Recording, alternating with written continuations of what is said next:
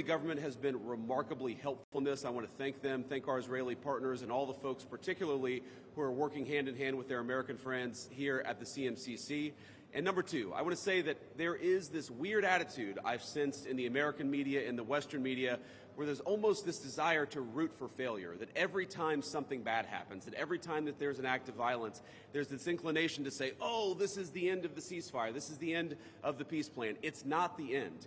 It is, in fact, exactly how this is going to have to happen when you have people who hate each other, who have been fighting against each other for a very long time.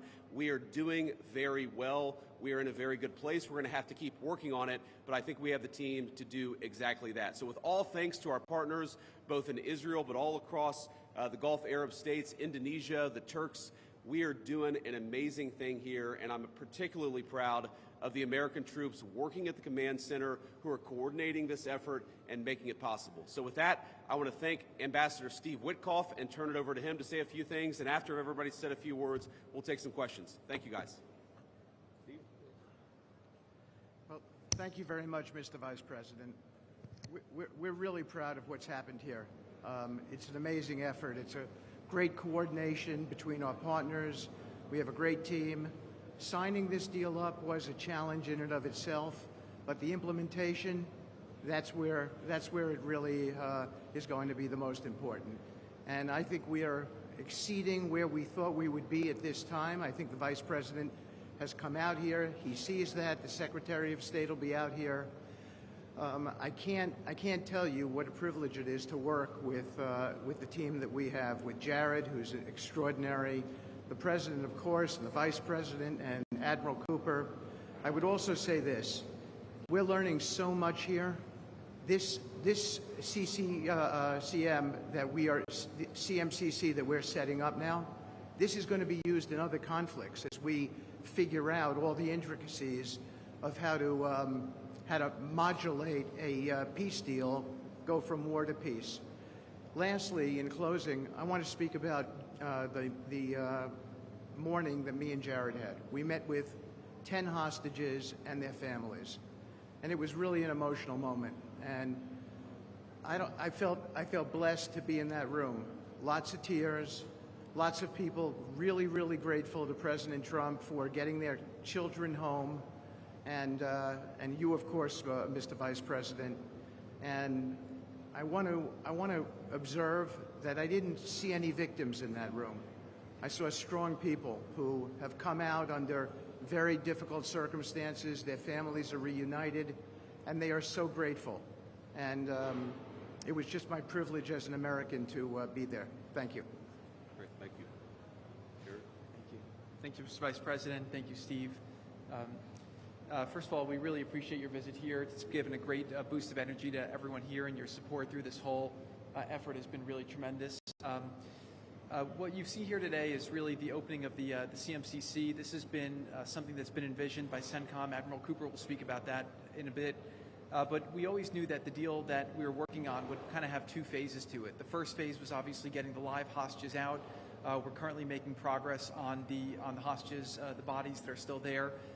I think almost half are out now, and we had very good meetings with the Israelis. I know the Vice President's here to put a lot of effort into that today to hopefully make sure we can complete that mission in phase two. At the same time, the humanitarian aid, there's actually been surprisingly strong coordination between the United Nations and Israel, which is something that we've been able to help synthesize, get each other to air their concerns and to find out how we can do it better so that the aid reaches the people in Gaza and doesn't go into the wrong hands there. Finally, I'll say that there has already been a lot of efforts over the last years by really concerned people to think about what happens next in Gaza.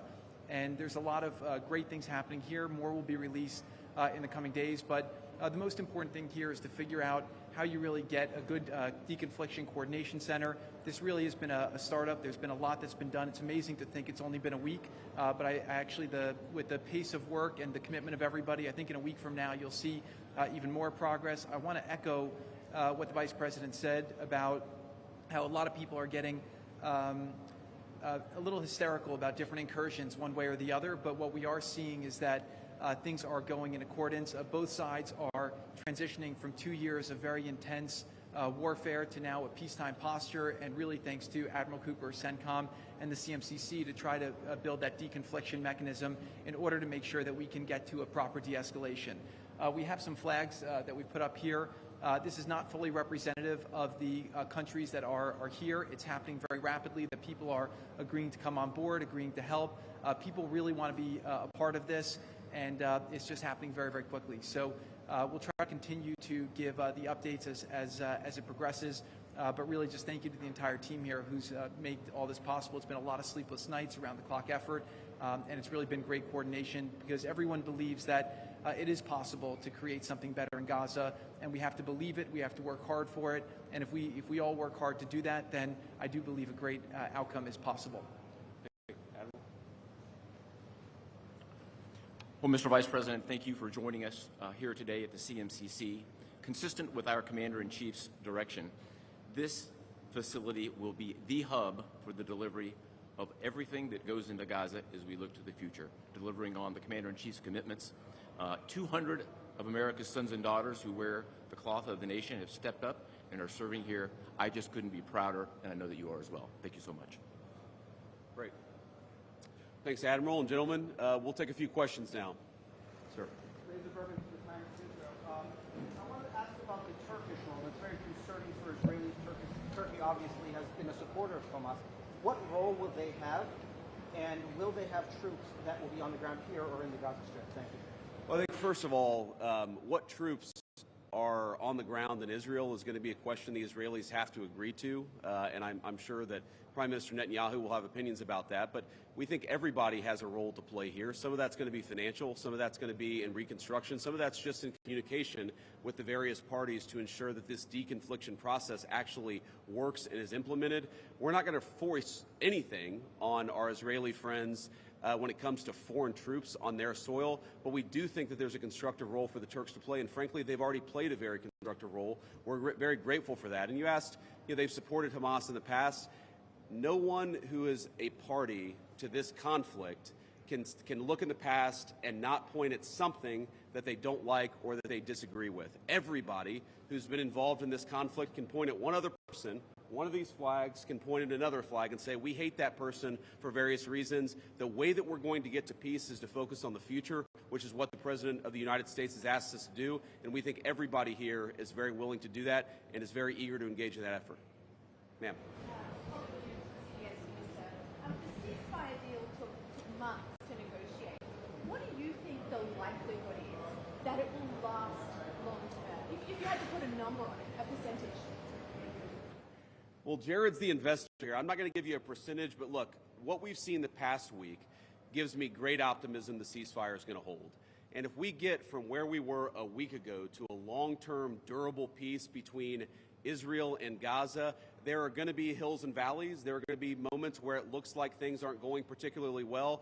But given that, and given the history of conflict, I think that everybody should be proud of where we are today.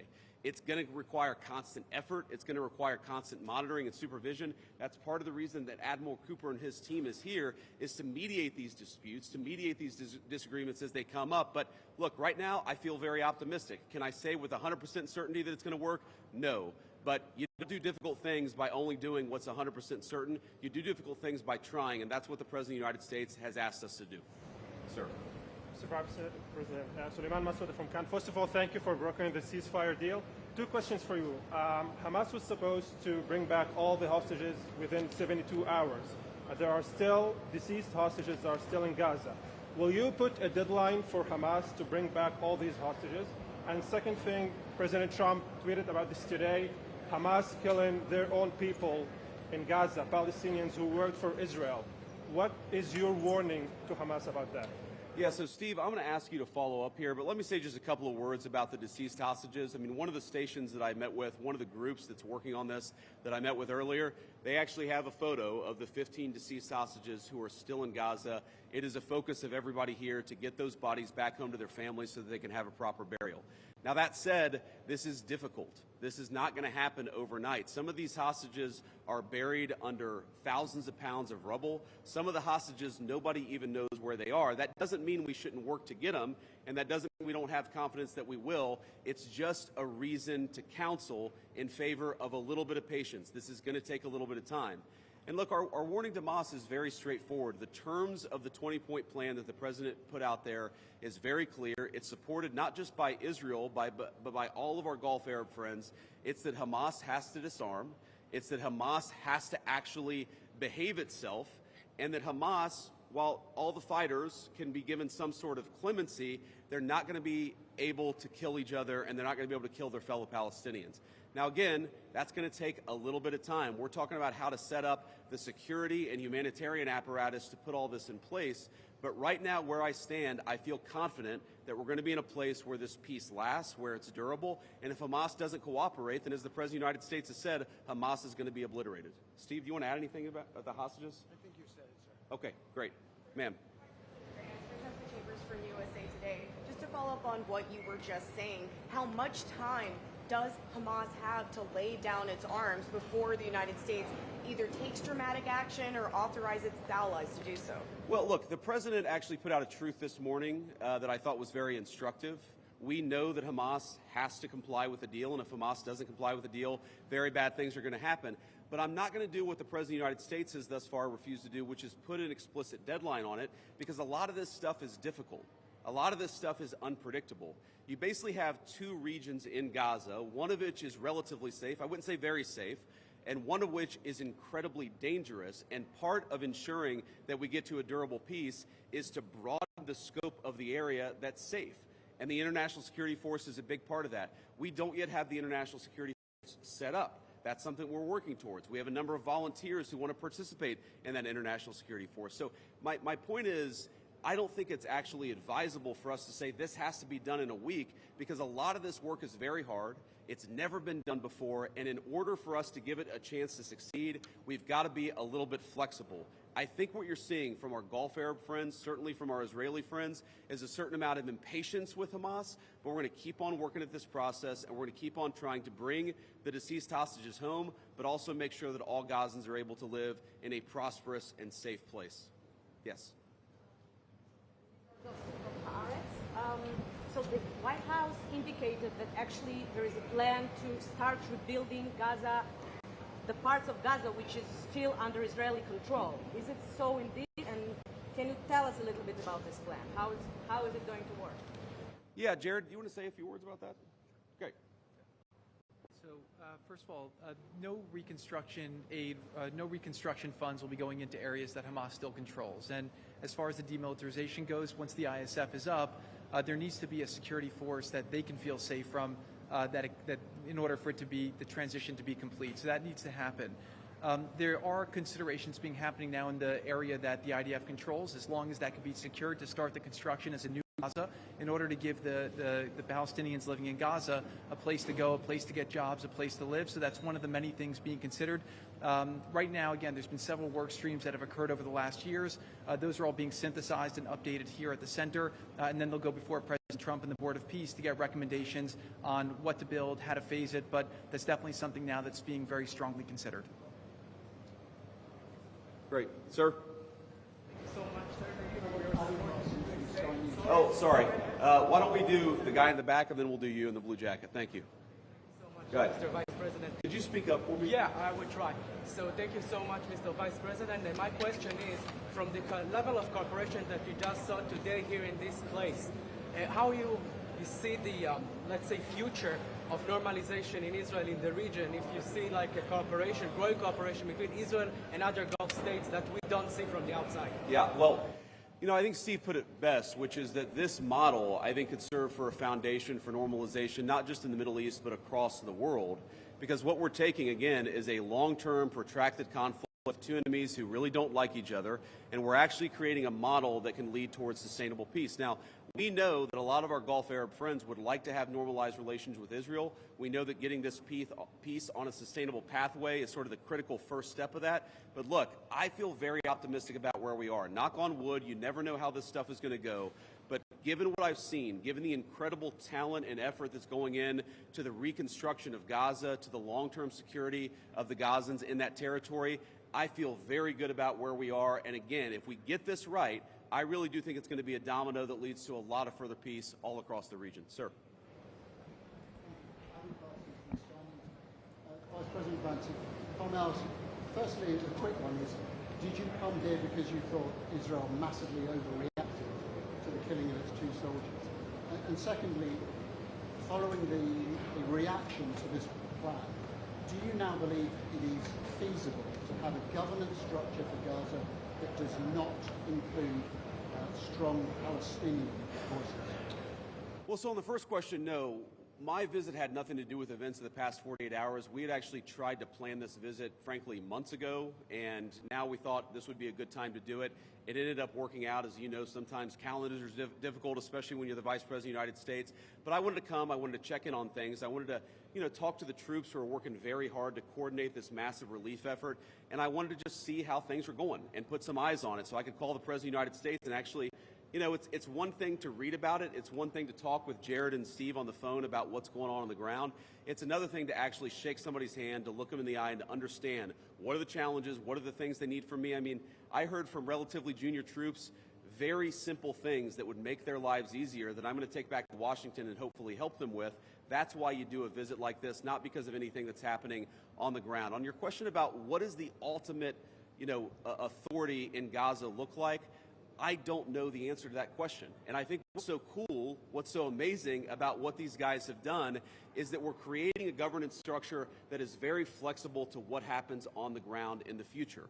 We need to reconstitute Gaza. We need to reconstruct Gaza. We need to make sure that both the Palestinians living in Gaza, but also the Israelis, are able to live in some measure of security and stability. We're doing all those things simultaneously. And then I think once we've got to a point where both the Gazans and our Israeli friends can have some measure of security, then we'll worry about what the long-term governance of Gaza is. Let's focus on security, rebuilding, giving people some food and medicine. If we get to the point where we're arguing exactly what the governance structure in Gaza is long-term, then we should pat ourselves on the back. That's a very good problem to have, but I won't anticipate that problem before we actually have it. I'll take a couple more and then we'll get moving. Ma'am. You should speak up. Renata Brito with the Associated Thank Press. you. Could you give a bit more details about the International Security Force? Which countries are going to be part of this? Are these troops in Gaza? And also about the disarmament plan or decommission plan. Are there incentives for Hamas to do that in a timely fashion? Any details? The incentives are that unless Hamas disarms in accordance with the agreement, very bad things are going to happen, right? And also the incentive is that if they disarm, there is a better future for everybody on the other side of it. But in terms of the International Security Force, Steve and Jared, Admiral Cooper, are working on that very issue right now. Remember, this peace deal was struck under the president's leadership literally a week ago. The hostages were returned, 6 days ago, 5 days ago? So we're in the phase now where we're actually starting to conceptualize what that international security force would look like. I think it's important for Americans to know a couple of things. Number one, there are not going to be American boots on the ground in Gaza. The President of the United States has made that very clear. All of our military leadership has made that very clear. What we can do is provide some useful coordination. How do you take, the Gulf Arab states, plus Israel, plus plus the Turks, plus the Indonesians, how do you actually get those folks to work together in a way that actually produces long-term peace? The only real mediators are the United States of America. And so that's the role that we're going to play. I think the American people should be proud of it, but they should know that there are going to be no American boots on the ground in Gaza. Sir, in the back. I'd like to ask about a different threat. We see Iran rearming again, trying to build again their nuclear weapon. Could we expect in Israel to see the U.S. Army attacking again in Iran? Could you ask the very last part? Could we expect the U.S. Army to attack again in Iran like you did in the last time in Fordow?